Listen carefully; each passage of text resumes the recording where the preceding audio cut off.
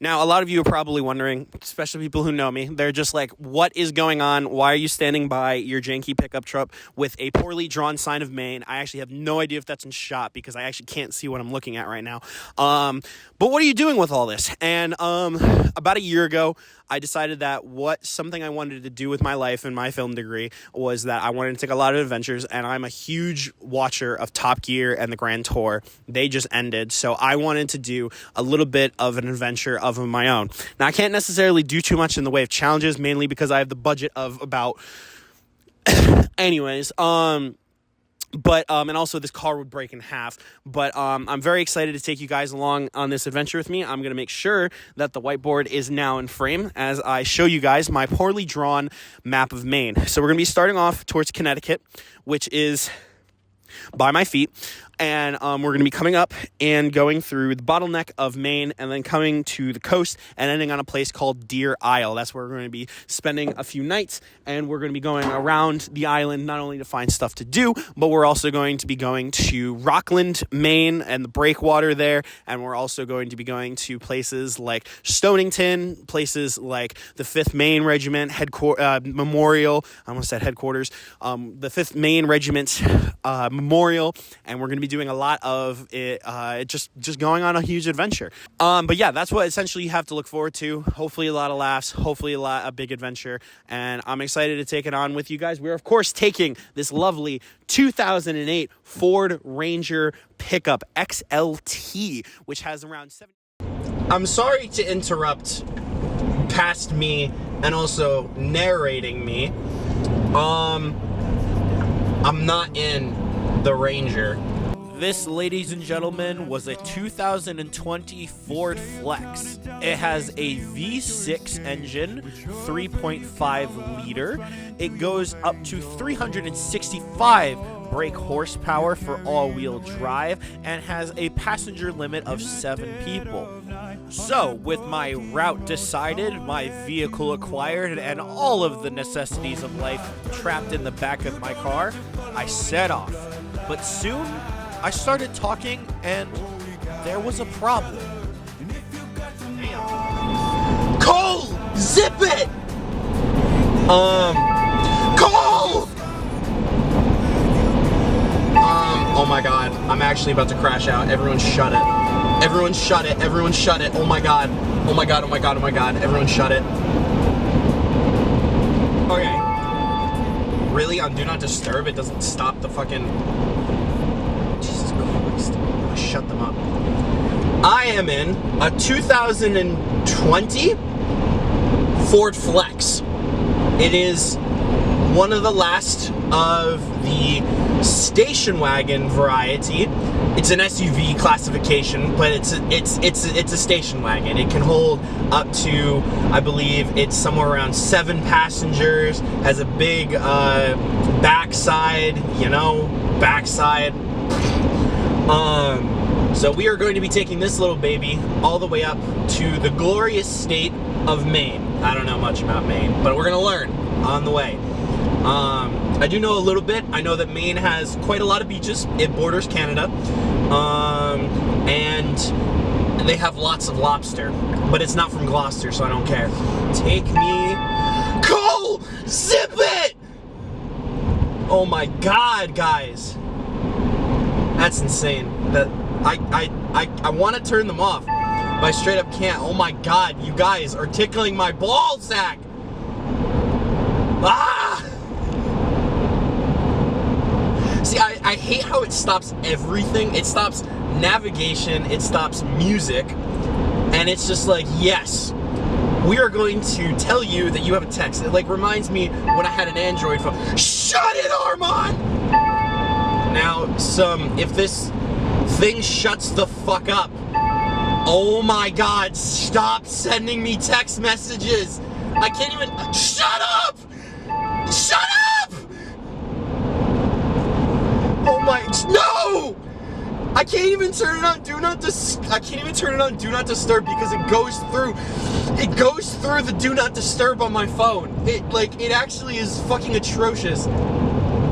I'm trying my best to stay straight on the road, but I'm crashing out right now. Oh my god. Why? Oh my God, guys! I'm about to crash out. I'm gonna crash out to them. Actually, I can't. I straight up can't because shut up! No! I want you guys to shut up the first time. The one time. Shut it! Oh my God! The one time. I don't want to have text messages and I'm getting berated. I'm getting assaulted. So I hope you all are having, I believe this is coming out. So I hope you're all having a wonderful Christmas / New Year's / Hanukkah / Kwanzaa / whatever the fuck you celebrate. I hope you're having a nice holiday. And you're ready to lay in bed while I go into the woods onto Deer Isle, Maine, and I sleep next to an airport. I'm gonna cut away to a picture of the map. We are staying near an airport. I wonder if I've thought this through all the way. And as a matter of fact, I did not. Hello everyone. So we had a little bit of an issue. So I have down here, my Canon EOS, right? This was going to be mounted to this, and that was going to be my recording camera for inside the vehicle. So problem is that I've done 3 hours of driving and none of it recorded. Absolutely none of it. So I've come around with a solution, and I checked. There was a problem with. This is my first time doing this, and I literally had so many discussions while on the way. It was insane. I still can't get over it. I'm utterly speechless to that. So the model camera that I have, it's technically a starter camera. It has a recording limit of 12 minutes. So you got 12 minutes of me talking, and then I'm going to abruptly cut out. I traveled I want to say maybe 200 miles. Actually, let's double check, see where we're at. Let's see where we at. Let's see where we at. We are 3 hours and 183 miles away from our campsite in Deer Isle. I don't know if you can see that, but here we are. We got about that much time left. It's probably showing the lines because it's super overexposed. So, yeah, this is where we at. We're using a camcorder to record. Look at this massive rain cloud coming in. Oh my God. Oh, good Lord. Chat, we're cooked. All right, so I made a bit of a decision. I'm not gonna do the camcorder because I found that has a limit too. That has a limit of 6 minutes. This one has 12. So this is insane. But I'm gonna have to hit. I'm gonna have to continue to hit record in the car, which is insane and a little bit dangerous, but it's easier because this button's here, that button's all the way on the back, so it would be easier if I did that than if I did something else. And that massive rain cloud has just hit me, so I'm gonna go quickly change my thing, turn on the Patriots game, and yeah, I'll see y'all in a minute. So I guess I have to think about what I want to have to say. So I'm gonna get into what I wanted to say, which was I didn't break down, but I went into a whole thing about my whole inspiration behind doing this, and it was Top Gear. And now I'm just I'm too angry to talk about it because of this fuck ass thing that is happening with my camera. Now that the crash out is over, back to talking about Top Gear, because they were the inspiration behind this journey. As much as the little I'm terrible and unprofessional and with the camera, because I didn't know that I had a recording limit. But Top Gear was I talked about this when I talked about it. It was like, it hasn't defined my whole life. That would be insane. But it's defined a good portion of it. That show went on for 21 years, I'm pretty sure. And I'm 22. I've been alive for the entire span of Top Gear. And that's insane to think about. Because when you think about it, you don't know, like, what an impact that show has had until here you are sitting here doing this. I wanted, like, when I was a child, this is what I wanted to do. I sold my the Wii remotes that had the steering wheel, and I'd steal those Wii remotes and I would pretend I was on Top Gear when I was a little kid.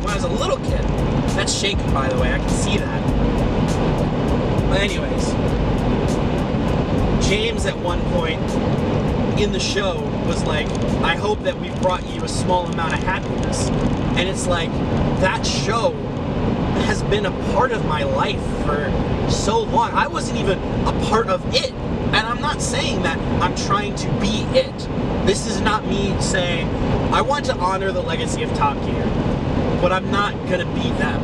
I'm not gonna be exactly what you guys remember. This is what I'm doing for fun. Yes, it was inspired by them. Yes, here we are. Me, I'm just driving and I have a 12 fucking minute recording cap. But it's still like, it's still endearing that I'm doing this. While I was driving, when the camera wasn't operating, I was smiling ear to ear.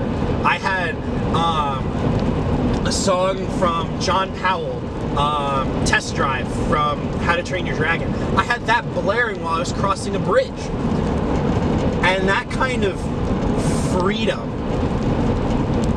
this is the most free I've felt in a while. Because I'm doing something not only for me, but I'm creating something for all of us to view. I hope you're watching this around Christmas time or around New Year's Eve. I hope you're enjoying this. And whatever you celebrate, I hope you're enjoying it. Because I'm having a blast so far, even though I had this very massive speed bump with the camera. I have so far had a blast doing this because I just traveled 150 miles and here I am still chugging along and I'm still recording and I'm still capturing moments despite the setbacks. The sign coming in said, "This is what home should feel like," and I'm right at home. I'm driving, I got music on when I'm not recording, or when I thought I wasn't recording, or I thought I was recording. But it's, holy crap, I'm here, I'm doing it. And I'm getting ass blasted by this fucking van in front of me. Ugh! It's crazy to think about. Top Gear, they had some really good moments, and I was blessed, I was privileged to be along for those few years. I'm so lucky. I'm so thankful that I was able to experience that, and now here I am again doing my adventure. And I hope that I do this for many more years to come, and I hope that this is not the first and only time you guys will be seeing me like this. So, support would be appreciated if you liked it.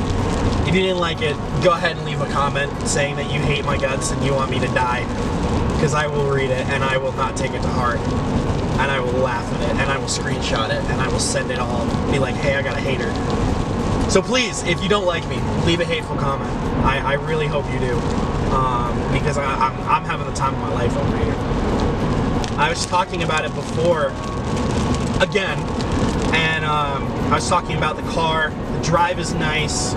It's a 2020 Ford Flex.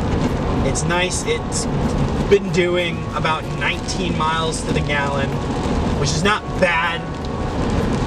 Could be worse. It's not great, but you know, could be worse. Steering's good. I said I felt like I'm driving with one of those wheels from the Wii. Yeah, other than that, brakes are really nice. They're really smooth. I like that. Which is why, again, I talked about it before. This thing is gonna bother me so much for the rest of the trip. Because like I'm just gonna be thinking about, oh, this is what I talked about. Oh, this is what I talked about. Oh, wait, you weren't recording. Fuck ass camera. Another crane. Lots of cranes in Maine. You guys have a lot of cranes. Why? What are you lifting? What are you trying to lift? Who hurt you? What was her name? Anyways, I have a really good song that I need to play.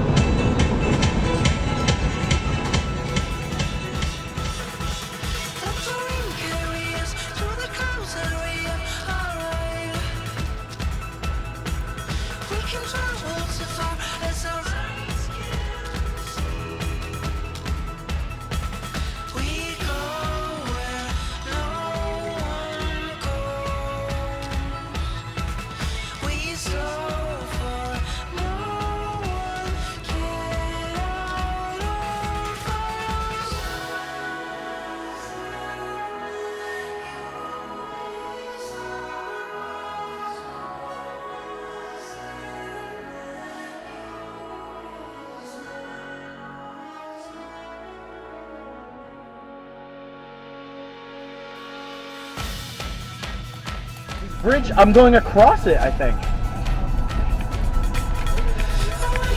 Oh my god, I'm terrified. I'm actually terrified.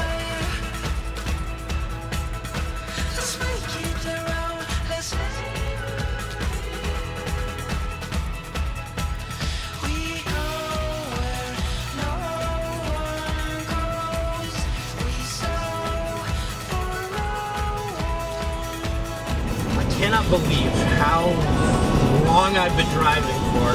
It's 2:30. I should get there. Let's see. I started driving again. Well, I just checked it. It's about 5 minutes ago.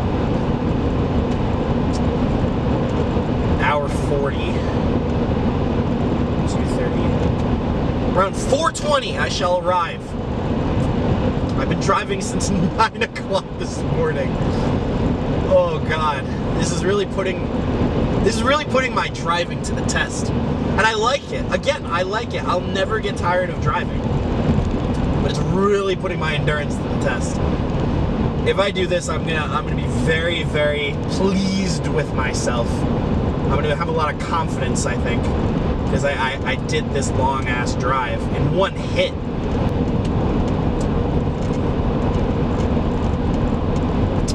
John's ice cream. Who is John and why is he creaming?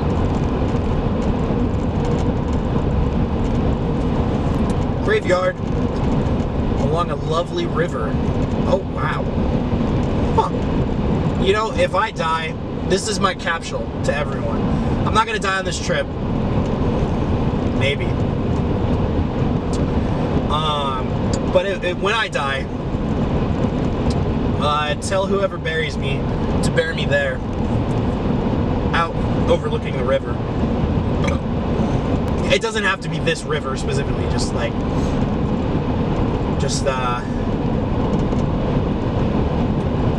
a river, please. As I plowed on, listening to my music and taking in the views, I stumbled across something spectacular and decided to get out of my car.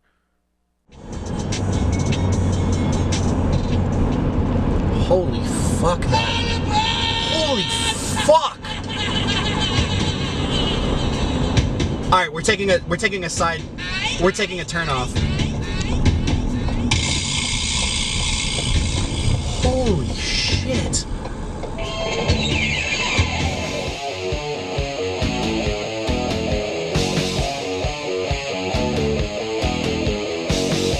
insane song to turn on to this, by the way, but holy fuck.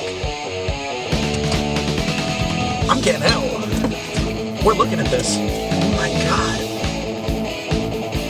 And I think I see the bridge that we're crossing. It's out that way. I'll get it with the camcorder. Okay, so came here for views. There's the Ford, doing well. We decided to take a break off. Look at this.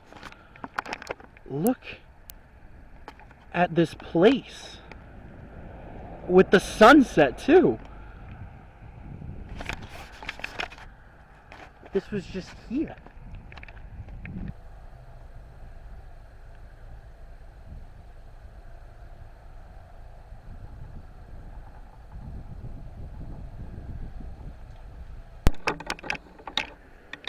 Many of the rocks underlining the landscape in front of you originated as sediments, sand, silt, and clay over 500 million years ago. I can't speak anymore, too much driving.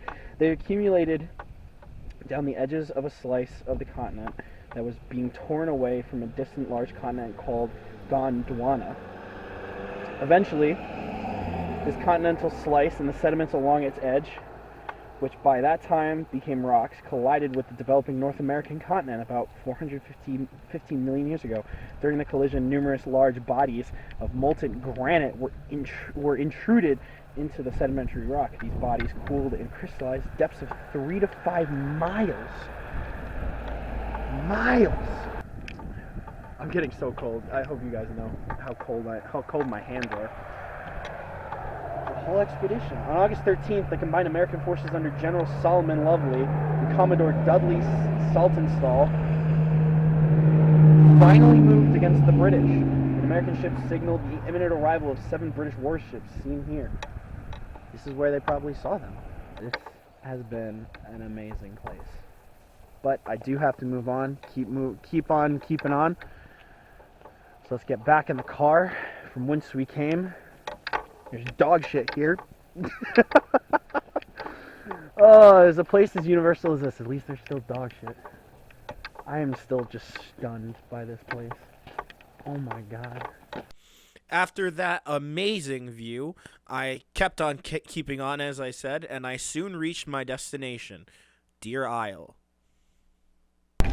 Not turning on the car cam for this, but we made it. We made it. We're here. We're here. Oh my god. And another Ford Flex. Ah! Oh my god. I think we're here.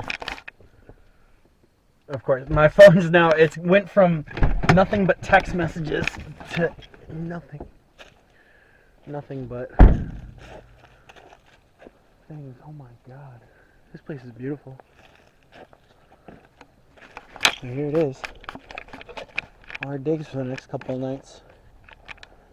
If I had my pop-up with me, I'd put it right over the fire pit. And this is it. Huh. Well, it's dry now. Let me get my tent set up. Actually, first let me find where I'm peeing, and then we will come back. For the next few hours, my YouTube program turned into something of a non-existent phone show because a couple things went wrong.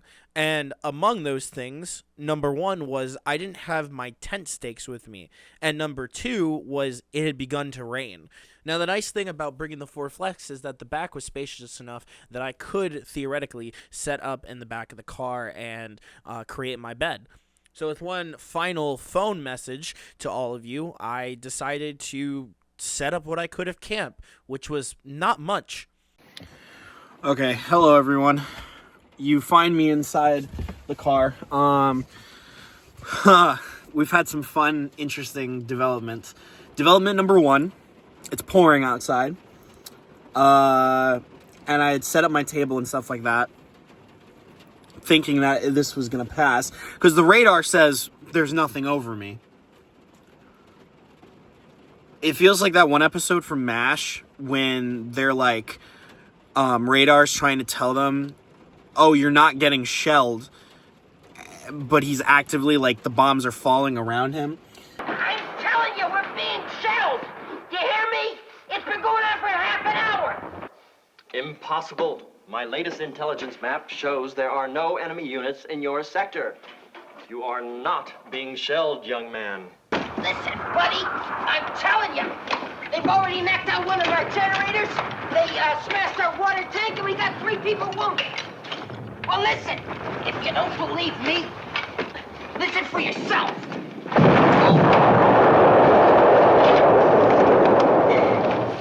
Did you? Hello? Hello? So anyways, that's where that's at right now. The other thing is that my tent, originally, I brought it camping with me to this place called Watkins Glen. And it all went kablooey. Because it blew all over the place. So I got these heavy duty stakes originally. They're in a pop-up that I left in Connecticut. So right now, why is this going down? Why is it changing? I don't like that. Whatever. It was going down. It got wind pushed it into my dad's tent. So I ended up just like abandoning the stakes, and apparently I didn't replenish them. So I had no stakes, so I decided that the car was going to be my bed. That's the whole reason why I brought this car too, because if it rained, I was safe from everything. And now it's raining, and I don't know what to do. So, we'll get back to you guys, but as of right now, I don't know. Rain royally fucked up things, and it's insane. I don't know when it's gonna end. I don't know when it's gonna end. That's the most insane bit. I don't know. We'll figure it out, and we'll get back to you guys. See you.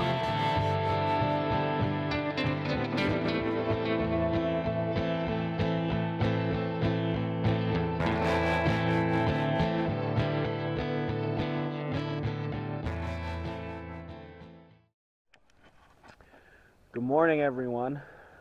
Good morning, viewers. I just heard a honk. Oh, no. Are they going to find me? Oh, no. The cops are coming. Ah! So this is where, essentially, I camped last night. I put all of my stuff... I slept in the car. Because it was raining by the time I got here. So, yeah, got here. It was really cold last night. A little freaky because it's empty. It's empty is what it is. So it was, I mean, how many psychopaths are going to be camping out in late October with no camper? Hi, I'm one of those psychopaths. But it's fun. I'm still really excited. Had a little bit of a rough night just because, again, it was cold. This is my first. I'm 300 miles away from anyone who gives a shit about me, which is really nice, but really scary at the same time. And I had a little bit of a freak out, but that's part of the transition phase. Like, I had to learn to be cool with this. So, yeah, about to pack up, get back on the road. Had a glorious breakfast of bacon, a muffin, a protein bar, and some strawberries and orange juice. Forgot to pack the eggs. But it's okay, because I still found a way to have a really good breakfast. And yeah, I'm super stoked, super excited. I'm gonna go into town, grab coffee or something to wake me up, and we'll see you guys back on the road. And we're headed to the Breakwater today. Okay, so we have 170 miles till I had this on this morning, so I could thaw out. Zip it. We have 170 miles to do on the range.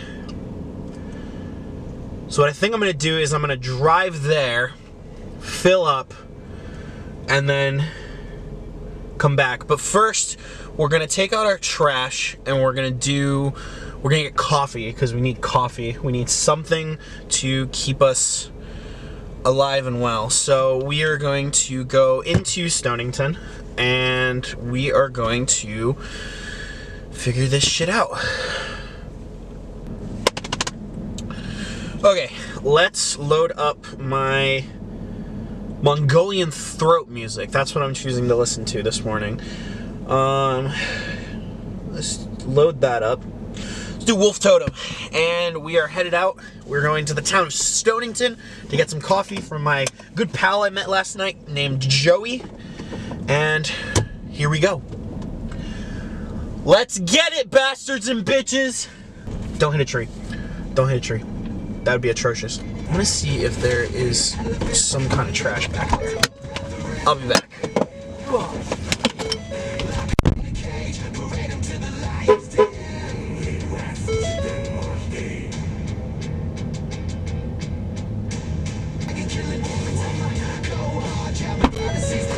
Okay. No trash can. However, I'm gonna grab the camcorder and bring you guys with me because I found something else. I'll be back. Okay, so you follow this trail up here. It's not really a trail, it's just that. This is the Subaru back here, an old Outback. It's like early 2000s. Flat tires. Interesting. Doors kind of propped open a little bit, and it's completely abandoned.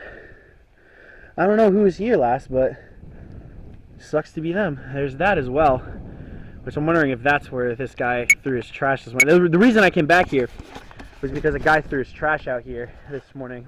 My neighbor who left. We'll find a different place to throw our trash out. Probably at the coffee place, I'm not gonna lie. So we will get there and we will get rid of our trash. We'll get our caffeine and then we'll be hitting the road again. Alright everyone, this is what we're working with. Holy crap. Looks to be like a big stone thing out there. Huh. Interesting.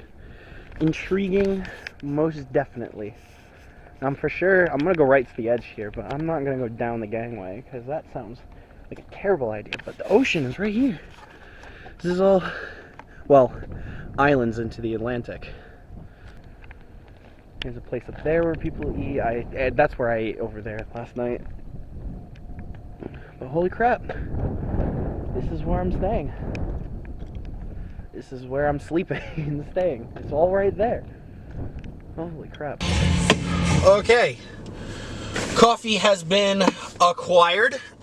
A lovely view has been enjoyed. I'm too used to my truck. We are en route to the breakwater. Let us get rockin' and rollin'. 400 feet, make a U-turn. Huh? No, just get over it. Oh, there's a ferry service too. That's nice. I'm not using it, but... Oh, the sheriff's in front of me. That's fun. Owl Furniture. Okay, Owl Furniture. Sick. The River, Stonington. There's a church there. I can confess my sins. Forgive me, Father, for I have sinned. I have played Overwatch for more than 20 seconds of my life. I know.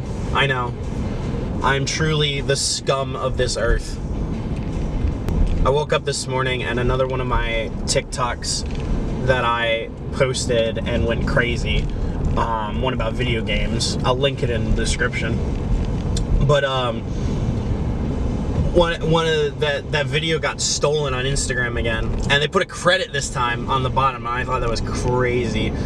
I'm still having people find that shit and being like, oh, this is so cool. There's a bus just there. Yeah, because that's what you need. You need a bus. Yeah, a bus. That's what you need to travel the world. I woke up with condensation on my sleeping bag this morning. That was a jarring experience. It's the same experience. Think of it like this. You haven't peed your bed in like 20 years or so. And you suddenly wake up and suddenly your sleeping bag is wet. And you're like, what did I do? What did I do? It's weird. Speaking of things that are wet, the weather here is it looks very unpredictable. Because last night it was like, oh no, it's not raining. But it was downpouring. And like everything was telling me that I wasn't getting rained on. And it was like, dude, I can open the window and suddenly get soaked. What are we doing? Oh, good Lord. Driving along, we just entered Rockland, Maine. Doesn't really rhyme, but we're in Rockland, that's the thing. With a fucking Pizza Hut, oh my god! Okay, so here is the situation. The GPS brought me to a ferry. He's like, hey, you need to cross. And it's trying to get me to board the ferry. The problem is that the ferry is not gonna get me to the breakwater. So I'm headed out. So past the McDonald's.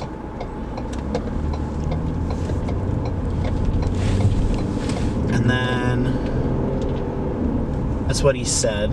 There's a McDonald's up here. So keep going. Get back on 1. I'm on 1 right now. National Food Store, Antiques. Go past the McDonald's. Apparently there's a McDonald's up here. I love how there's that's the landmark. The landmark was the McDonald's. He was a bigger set guy. But I love how that was his landmark. It was McDonald's. I mean, it makes sense because it's a very memorable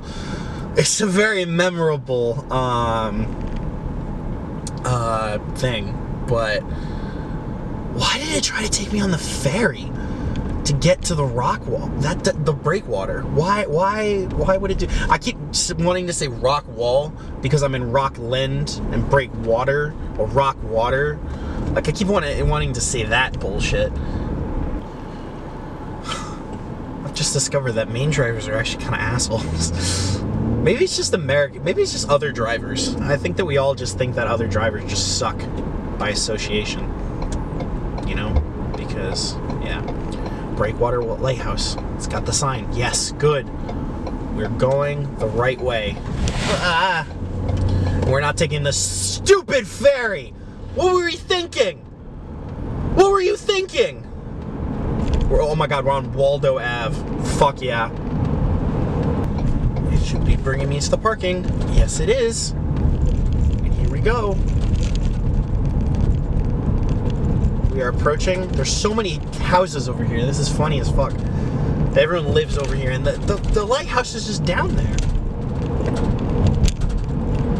And Rockland really survived because of all their stone cutting and their lumber production, all the cords of wood that they produce as well.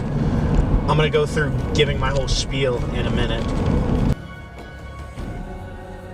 The breakwater is 7/8 of a mile long, and at the end rests the lighthouse. The lighthouse was constructed in order to stop ships from crashing into the breakwater that was officially constructed in 1902. I would be traveling across this on foot.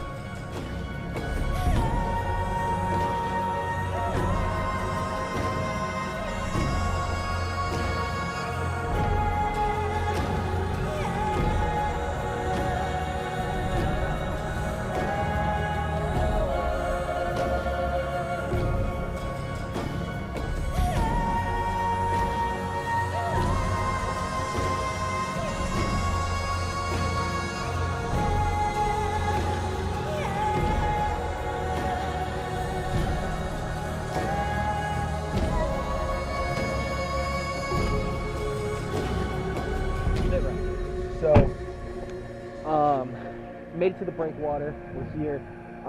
My main camera battery died, so I'm gonna bring you guys along. We're gonna go onto the breakwater with this, my camcorder, and then since we made the decision that we are not going to go back to Deer Isle, we are going to wait for our camera battery to charge on my little battery that I've got, and then I'm going to bring my camera back and we're going to do it again. But I wanted to do an initial experience just with the camcorder, just to bring you guys along. I put a fresh battery in this one. It's already juiced up and charged to go, and yeah, we're going to be taking a look around. But I wanted to get some photos with my DSLR, so we're going to do both. 7/8 mile long. Nice. That is definitely going to give us enough time for our camera battery to recharge. I began to read about the history of Rockland and also its breakwater. Rockland was rocked by nor'easters in the 19th century, and much of the coast was devastated. The breakwater was constructed to provide a safe harbor for ships, and the original breakwater was actually hazardous to most incoming ships. So before builders had the finances to build the lighthouse, a lantern was placed on the northern side of the harbor. Let's go take a walk. A very long 7/8 mile. Who measures miles in eighths? Can somebody tell me that? Who measures miles in eighths? This is what we're looking at. Breakwater is all the way out there. I can't even zoom because it's a camcorder. Like I can't even zoom properly without my DSLR. So, but they made this because they wanted to have a breakwater because of all the stuff coming in. They needed a safe harbor. There's the harbor behind me. So they made the harbor, and then ships kept crashing into. There's people running on the breakwater, by the way. I don't think you're supposed to run on that. That's just me though. But they originally built it to make the safe harbor over here. So when they made the safe harbor, people started crashing into the breakwater because they didn't know where it was. They couldn't see it. So they put the lighthouse at the end in order to help ships. It originally was just a lantern. And then in the 1900s, the U.S. Army Corps of Engineers came in and they figured out the thing. It's just sea. It's all just sea stuff. It's all just sea. It's also kind of windy. So I apologize if the audio is shit, but you know, it happens. But it's a mile long. They built this in the 1800s. Just look at this.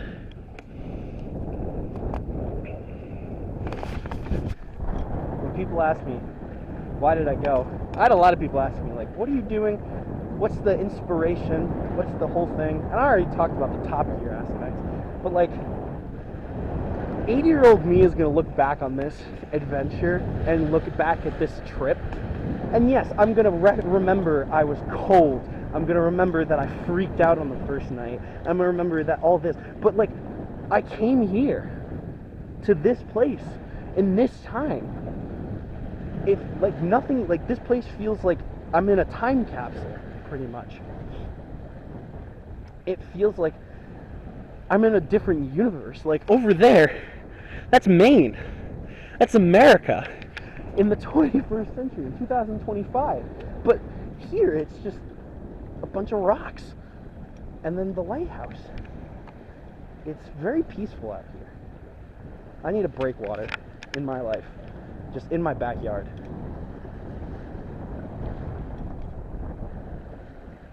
Okay, I just met this guy named Ship. He's really cool. He comes out here and he catches crabs and other fish and stuff like that. And he said by the shallower way, there's like these green crabs, I think they were called, and like he catches them every like 20 seconds now. 20 seconds a crab. Every 20 seconds a crab comes up. And they're invasive apparently, so like there's no rules on catching them. It's really cool out here. and I've just learned somebody's life story on this path into the water, on this path into the world between worlds, we'll call it. The world between worlds.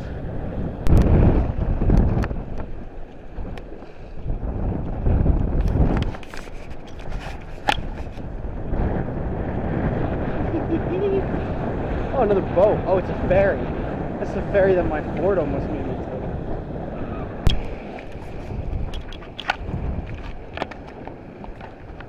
Alright, so here we found this sign. Storm damaged area, make good decisions, proceed at own risk. I just hear go. So, here we go. When anxious, uneasy, and bad thoughts come, I go to the sea, and the sea drowns them out. With its great wide sounds, cleanses me with the noise that imposes a rhythm upon everything in me that is bewildered and confused. This was, without a doubt, one of the greatest places I've ever been to. And I actually felt tranquil.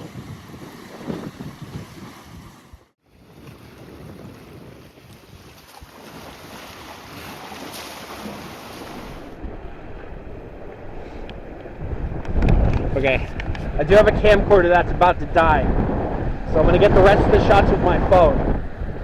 But holy cow, what an adventure. What's insane is that I just met some people who went to my college, and their son is just starting off as a freshman. What a small world that they just happen to be here. Coincidence is a funny thing. And just as fast as I arrived, it was time for me to bid the Breakwater farewell. It was an amazing time capsule experience that I will remember for many years to come.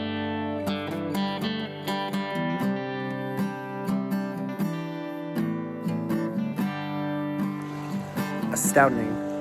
Absolutely astounding. What a day it has been.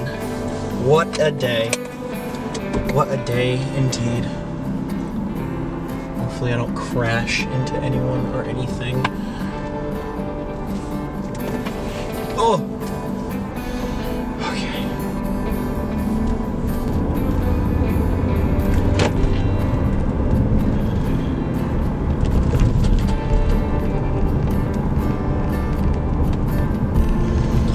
Oh, there's a guy with binoculars over here, it looks like. Oh, he has a gun.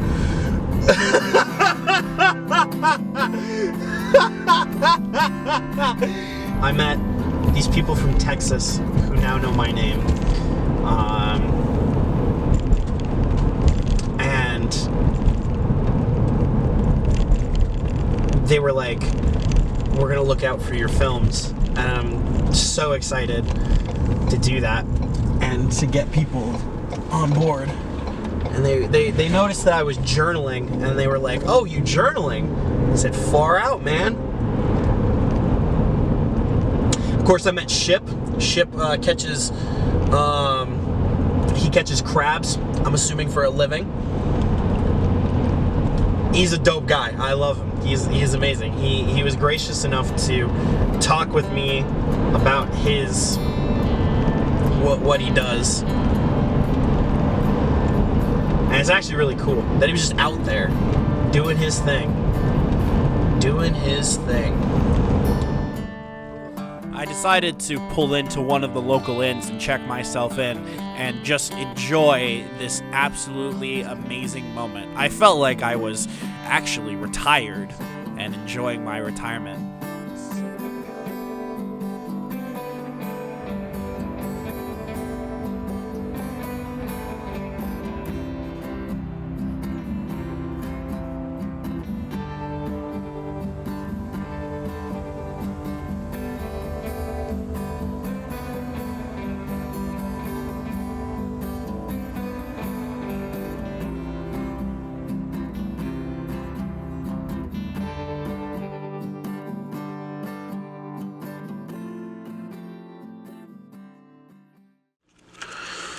Okay, good morning, viewers. Welcome to day 3. Stayed in a lovely place last night. Absolutely phenomenal. I don't know how else to describe it. If I leave that up there, everything's gonna die. So I'm just gonna hold this, I suppose. But lovely place out near this place called Glen Cove, I think it is. And yeah, had a good dinner. And then we're waking up. We're going to the 5th Maine Memorial today, and then we will begin our journey back today to the end. So we are approaching the end of our journey. But yeah, we're gonna go take a walk, get some sunshine in our life, get some fresh air in our life, and then we will continue our journey from there, make it to the 5th Maine Memorial. So see y'all in a minute.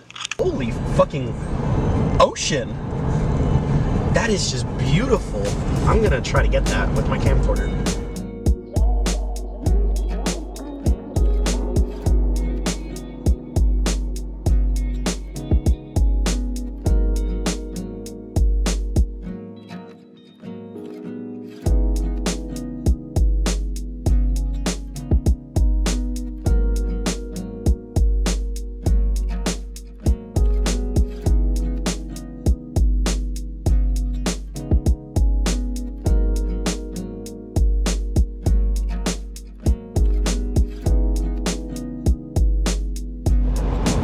For the first time, I think, in the last couple of days of having this adventure, I think I have just clear skies all around.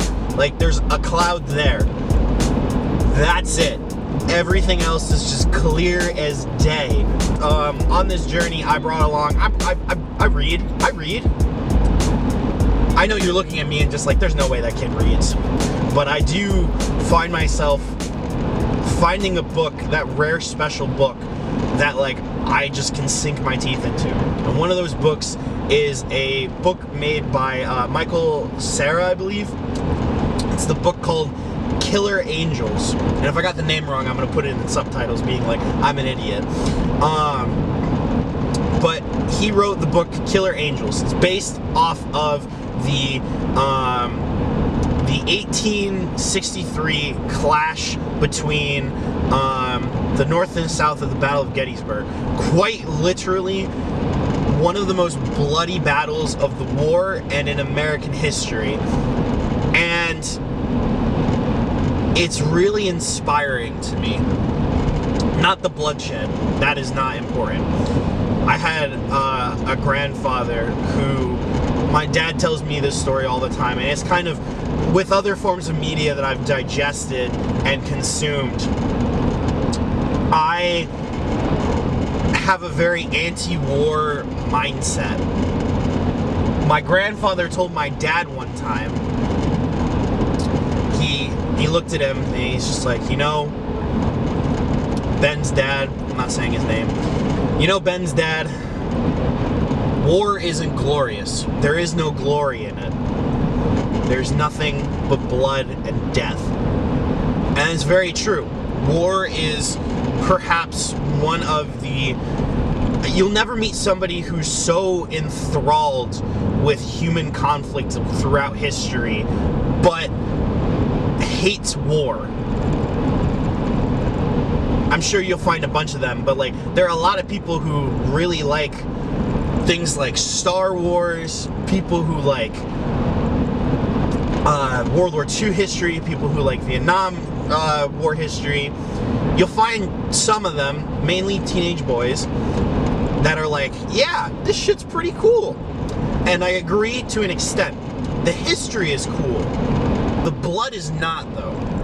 And so in this book, The Killer Angels, not only does it serve as kind of like a story of history, it's a little bit exaggerating, but it's a story of history. It's historical. I don't know if you would even call it historical fiction because it's based on the real life events. I just don't know if they actually said. So technically speaking, it's historical fiction because we don't know if they said word for word what they said in the book. And we won't because we weren't there. But the events are historically accurate. And there's one man in particular from the 20th Maine. We're in Maine. He's from the 20th Maine. His name was Joshua Lawrence Chamberlain. When the regiment was formed, I believe it was 1862, it was formed. The governor of Maine put out for, I think it was something around 100,000 volunteers. Not 100,000. It was a lot. I don't remember the exact figure in my head, but the governor put out a call.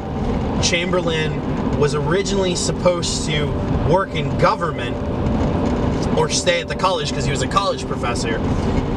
He originally was supposed to stay at home, but he, after speaking with his loved ones, he said, I'm gonna go into the army and I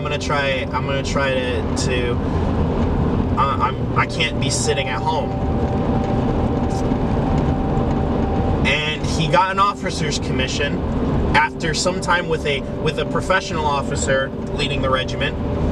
He would take command after a set period. He started off as a lieutenant colonel, I believe, and then he rose on up to take colonel a few weeks before Gettysburg. When he first had his command at Gettysburg, he was told, on the second day of the fight, the Union Army was in a fishhook. I'll put a little graphic on the screen. And right at the end was the 20th Maine Regiment. And Colonel Vincent, I believe, who was in charge of Chamberlain's brigade, you go regiment, brigade, division, corps, I'm pretty sure that's how the organization was. His brigade commander, he was told, you are the extreme left of the Union Army. You cannot withdraw under any circumstances. And I'm sure a lot of people who are watching this are just like, oh, well, if it gets really bad, maybe. No. He could not withdraw. The reason being that if Chamberlain retreated, the South Longstreet, who was directly facing him, would have swept up over the hills, placed artillery on those hills, slaughtered the Union. They would have had a clear path to Washington, and the Civil War would have gone a lot more. It would have been worse. Chamberlain had no choice but to stay and keep on fighting, no matter what the cause was.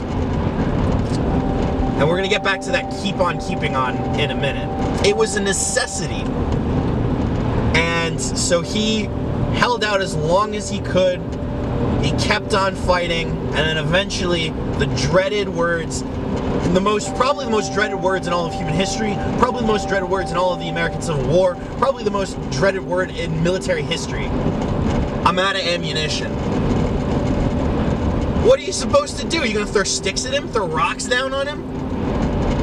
Go back to the Stone Ages at that point. And Chamberlain had a choice. He could either withdraw, and the Civil War could have gone a lot differently, or he said, fuck it, we ball. He said, fix bayonets. And he drew his saber and he charged at the Confederates. And the Confederates were fleeing in terror, like, what the fuck is this? We weren't expecting this. We were expecting him to sit his ass on the hill and then we'd get him out. We weren't expecting it routed. And he routed the Confederate forces.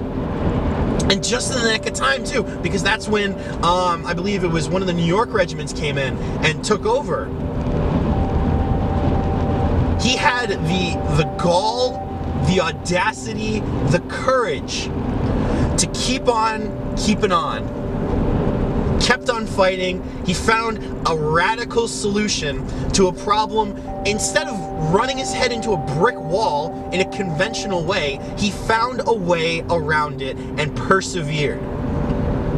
And not only that, he was a leader by example. He didn't point his sword and say, hey, go get those guys. He drew his sword and he ran with his men while he got shot in the leg, by the way. It was a ricochet, but he got shot in the leg.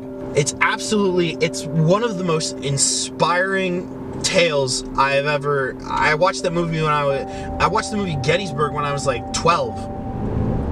One of the most inspiring moments in human history for me.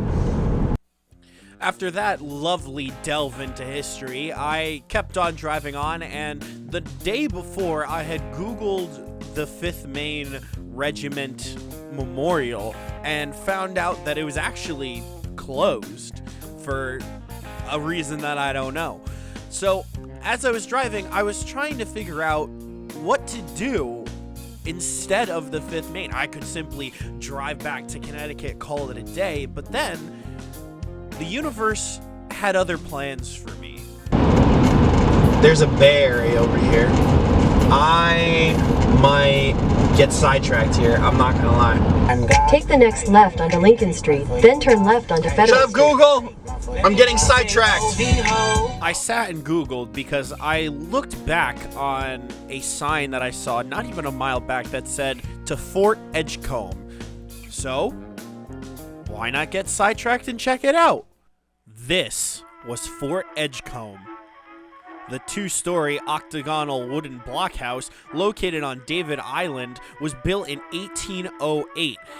It was originally built to protect Wiscasset, which was the most important shipping center north of Boston. Located just on the coast, it provided a strategic point to spot incoming British warships. I'm gonna read those plaques in a minute, but just from judging. Well, first of all, there's like a big light, like a lighthouse or something like that. But just from observation, this looks like a phenomenal place to have as a vantage point, because you control this entire area. Like, it's a big harbor, right? So you would control all of this from this spot. This is very strategic. A boat! Alright, that's it. That's it. Where's the artillery? Where are the guns? We're gonna blow it up. Damn Brits. Siding isn't that bad. There's a prison. There's a prison. There's a prison. This probably be the brig. Oh, I want to get in this so bad, but it's locked. Fort Edgecomb stands today, as it has always been, on just over 3 acres at the entrance to Wiscasset Harbor. Fort Edgecomb had 20 to 35 troops stationed here until 1816. These federal troops had left by the time of the Civil War, when for a brief period the fort was armed by local volunteers during threats the Maine coast by a Confederate raider. You know how far north we are? And this was under threat from a Confederate raider? Damn, they had some balls. The United States was not engaged in a military conflict when Fort Edgecomb was built in 1808. Still, tensions were great between the United States and England during its conflicts with France. England had ensured that France and the rest of the continental Europe was closed to shipping, causing hardships for American merchants. Continental system. A good job, Napoleon. This is probably a result of the continental system. The thing I love about history is that sometimes you can measure things in like waves. Like if I threw a stone out there, a tiny little pebble, create ripples. A small little event, it would cause ripples throughout time. You throw a big ass stone out there, it's going to cause more ripples. And those ripples are going to continue out longer and further. There are events in history that are big stones, and there are events in history that are small little pebbles. See, I could have gone to the 5th Maine and been slightly disappointed when I found out it was shut. Or I could have randomly found this place. You say you've counted down the days till you make your escape, but you're afraid you cannot run what's running through your veins. Oh.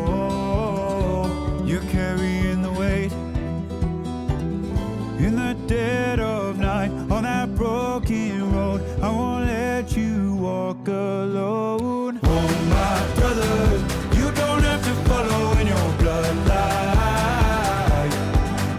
Oh, we got each other, and if you got tomorrow, then you still got time to break the chain that left you scarred from where you came into who you are. Oh, my brother, you don't have to follow in your bloodline. Oh, I won't pretend that I know half the hell you've seen, but that don't mean it's something that you're destined to repeat.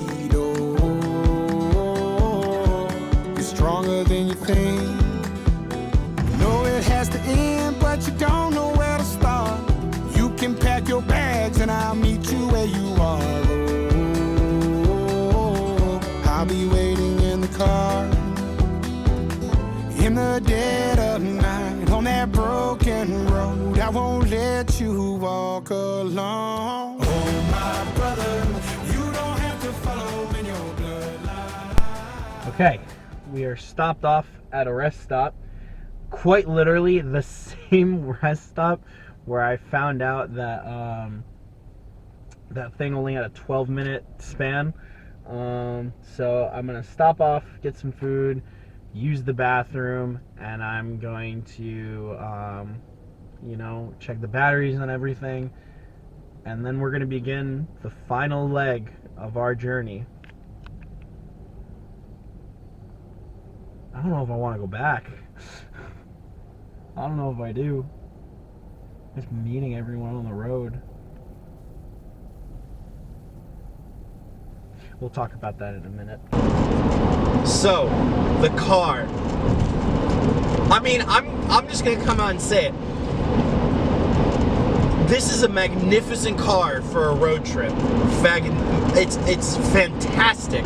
It's fantabulous. It is ferocious.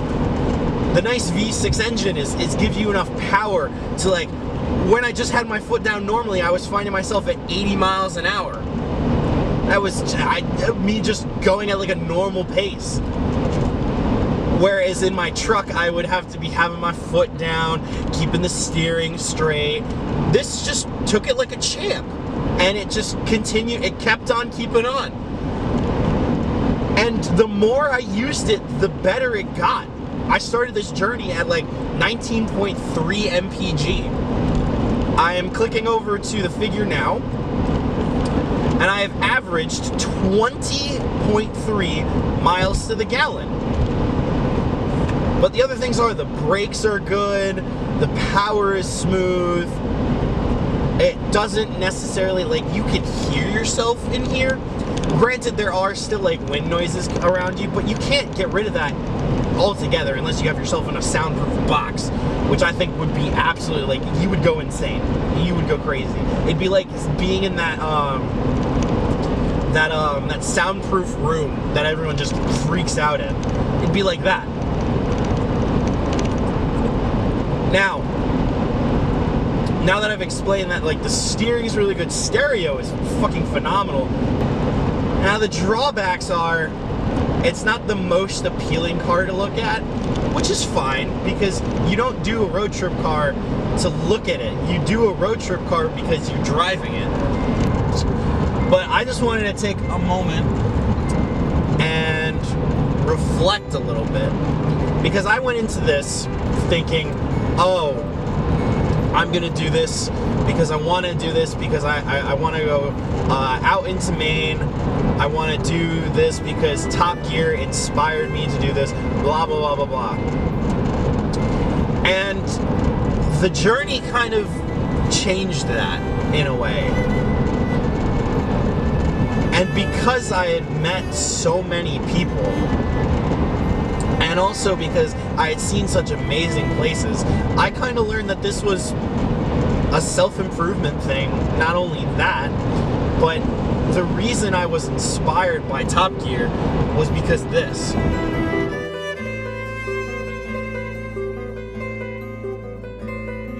And because younger me would be looking at myself now, being like, you're doing it. It's a cool feeling. I pulled that photo this morning of myself because I knew that I'd watched a video on YouTube, on Instagram, being like, oh, remember your why. And I know exactly my why. I think I've known subconsciously, but in my brain, I put a projection up in the front, being like, oh, this is why I'm doing this, this is why I'm doing this, so on and so forth. And it just, again, the journey shaped me into figuring out what I actually was gonna do. It's been a privilege, and I'll talk more about the whole journey thing in a minute, and towards the end of the program when I start talking about my reflection. But like, journeys change you. Adventures change you. The reason we love movies so much, the reason we love all these things, is because they get put in a position and put on a path that makes them figure out what they needed to figure out on their own when they were just doing the status quo. That's storytelling. That's what we're actually learning.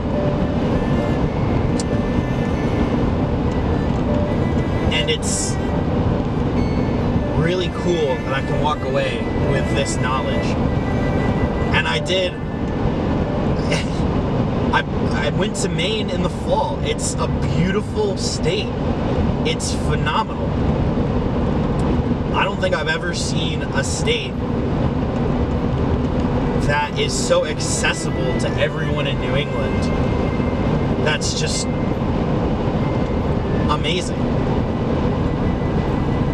Every state in New England, I think, has its wins. I live in Connecticut. I have to kind of believe this. So I think that Connecticut has something to offer. I think Massachusetts has something to offer. I think that Rhode Island has something to offer. I think New Hampshire, Vermont, Maine, we all have something to offer. But this one is going to be special to me because it was my first journey on my own completely. I lied, actually. I have been on journeys on my own completely.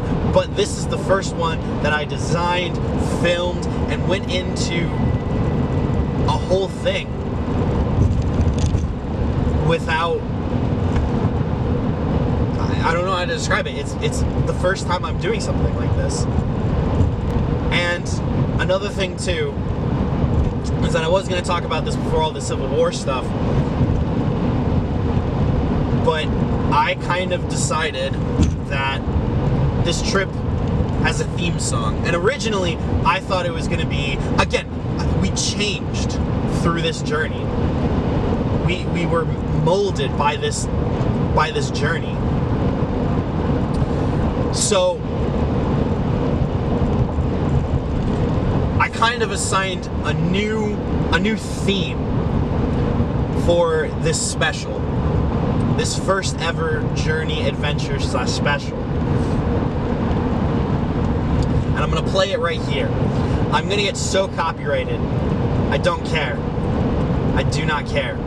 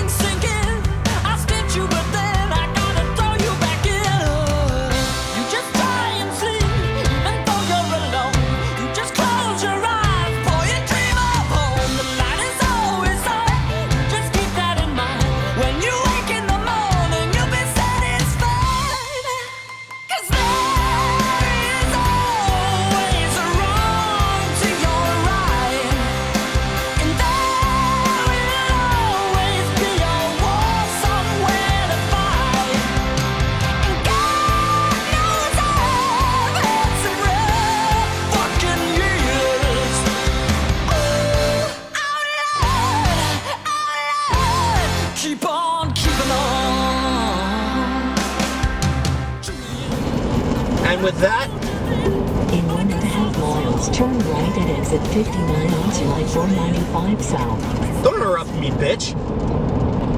And with that, we enter Massachusetts. Goodbye, New Hampshire. Goodbye, Maine.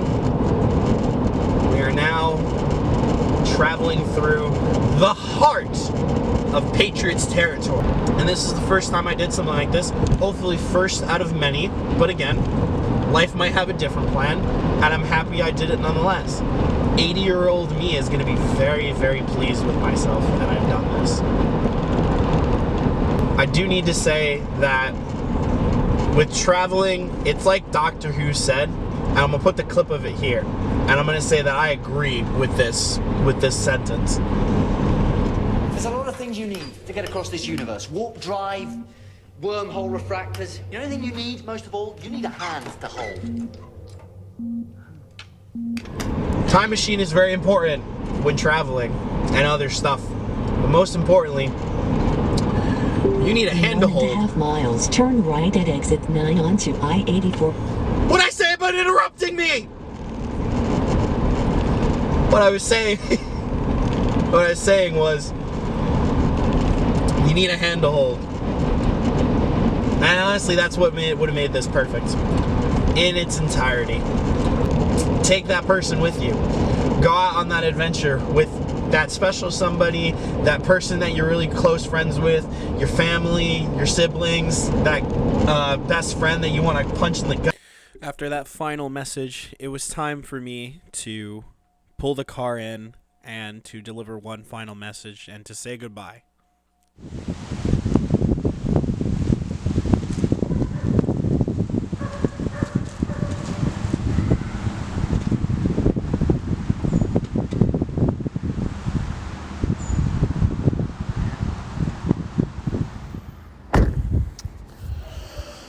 And well, that's that. 800 miles later, and here's the car. Here I am, and yeah, we kept on keeping on, and we're here. Very amazing journey, and I hope you all have a lovely holiday wherever you're watching from. Thank you very much for watching, and have a great day.